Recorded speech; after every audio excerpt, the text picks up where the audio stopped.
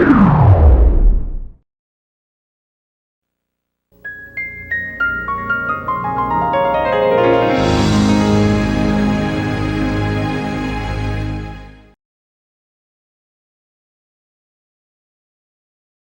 you thought about the IKEA Experience from Odd Ones Out? Well, you're about to witness it look here on Son of Beast.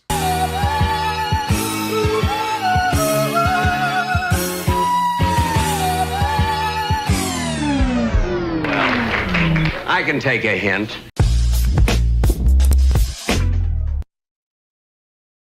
Hey everyone, it's me, Chris from Son of Beast. And as you can see of the Odd Ones Out, as I mentioned it before, but saying it from the start of it, as I noticing there was a lot of moving techniques, and sometimes he suck at it. So today's video I'm going to be reacting to is my IKEA Experience.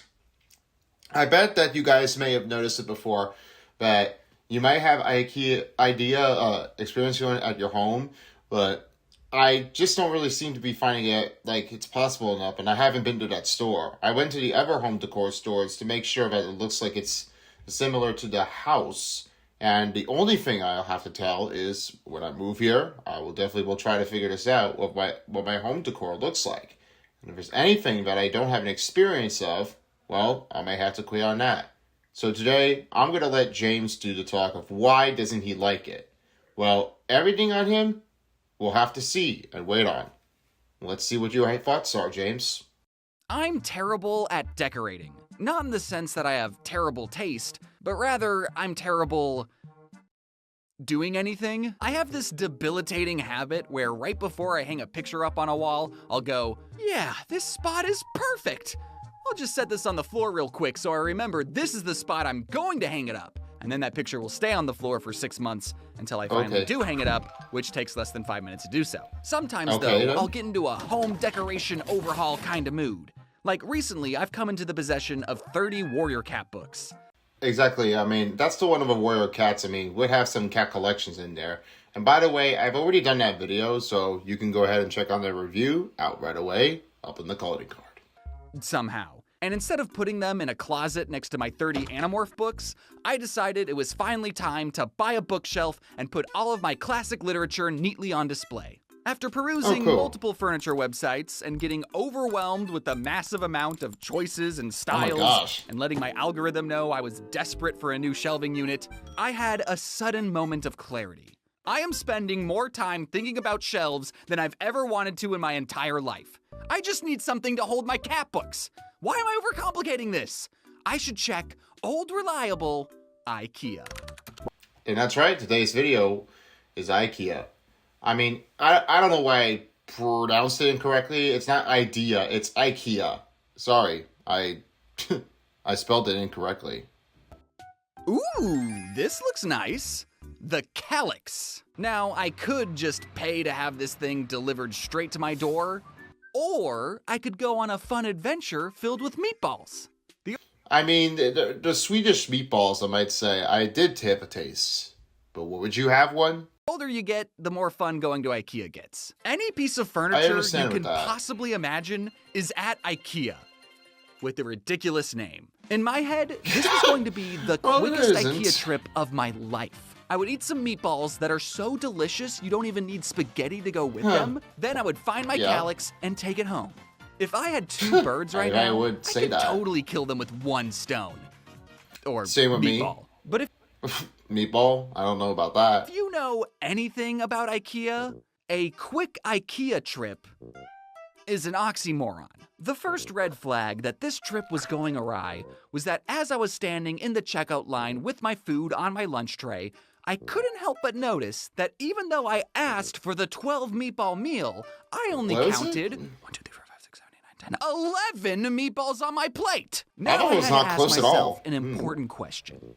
Am I the type of guy who will step out of line, walk back to the server, and say, I don't know how you Swedes count, but here in the States. And before I even finish the hype...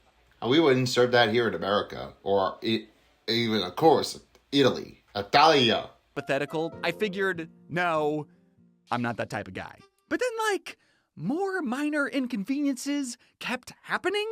After I completed my incomplete meal, I went to fill up my water bottle at one of those water filling stations. But when I put my bottle in, the flow of water, curved to the side. But then when I moved my bottle over to where the water was going, it wouldn't be under the sensor, so I had to do this whole dance where I kept activating and moving my water bottle, and by the time my bottle was half full, I remember thinking, I wish this machine just didn't work. Well, I've just got to say this. I mean, some bottles definitely typically, sometimes would have to replace with out of order. I mean, I never had that issue before. Because then I would just go, oh, guess it doesn't work. But now it's making me work for my hydration. But whatever. This is all just part of the IKEA experience. Or even, of course, you could have noticed about this, where you could tip the bottle over. And why it's such a magical place, right? I skipped grabbing a shopping cart and started blazing through all the neatly designed showrooms that I'm usually a huge sucker for. Wow. I wish my bedroom looked like a Scandinavian child's bedroom. I don't really say so, but if anything, it would have to be nice with that. I'm not doing any of that today. I had one item on my mind, and that was the one and only, easy to pronounce, calyx. Now imagine my surprise when I turned a corner and saw an entire showroom called the Calyx Collection.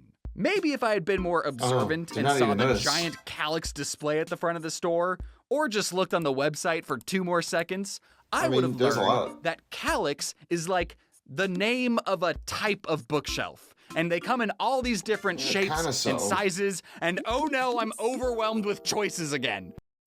Well, it's out of ideas anyway. Even though calyx, if I would have to enter in the martial arts room, I mean, I would just find it, if anything, like it's up high, like it's big square, or basically underneath the rectangle. But that's a certain thing on that. I saw they were also selling these cubbies that could go into the shelves, and I thought, now I gotta get a cart. If you don't know, IKEA is a one-way street. Arrows illuminate the floor, indicating the flow of traffic. And even though I was robbed of a meatball, I was still willing to respect the rules of the road, and I did a full lap around the store. Okay. And I'm super glad I put in the work to fill up my water bottle, because this mega store was a lot more mega than I remember.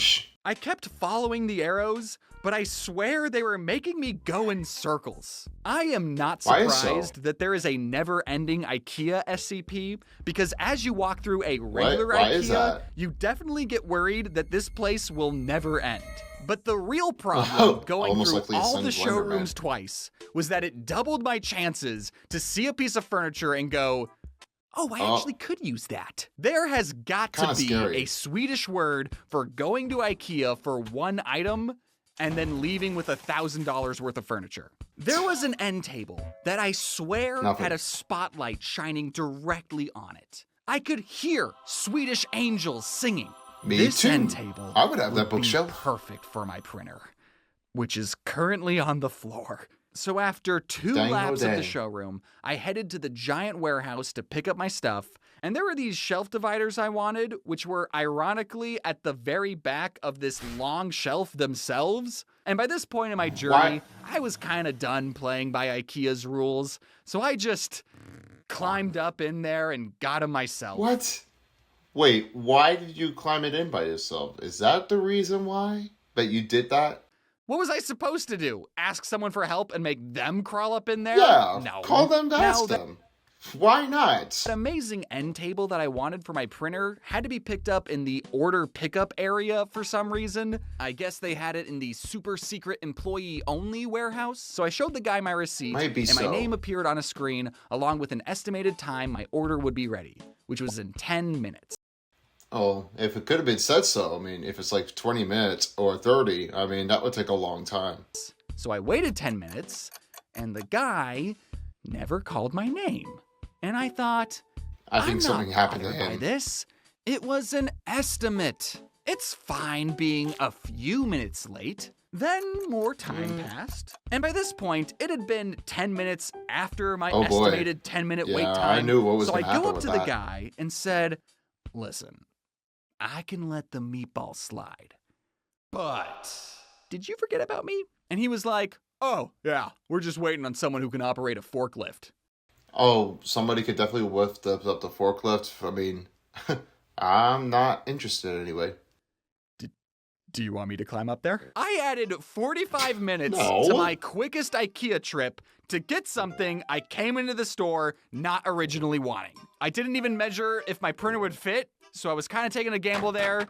But good news, it totally fits. So, however, pretty cool. even with all those minor inconveniences I had to deal with, something happened in that IKEA that really stuck out to me and, dare I say, made the whole trip worth it. After I had done my first lap of the showroom and secured a shopping cart, I saw this middle-aged woman with who I'm assuming was her mom in a wheelchair, and she was grabbing all these small items in her bare hands. And even though I had traveled very far for the shopping cart, I guess that is what's I asked problem her, with that. "Do you need a shopping cart?" "Oh yes, that would be very helpful, thank you." And the bag too. I definitely give it That's not how she sounded. After I gave Well, you tried your best anyway, but you did really well as you can. her mine, I did just turn around and went against the flow of traffic to grab another shopping cart. I'm only running on 11 meatballs here. I'm not doing that a third time. But then later, when I was down in the warehouse, I was about to put this big box into my cart when that same woman just so happened to be there and asked, "Do you need any help?" And it made me realize that a simple act of kindness can be so meaningful to someone that it can completely change the type of day they're having.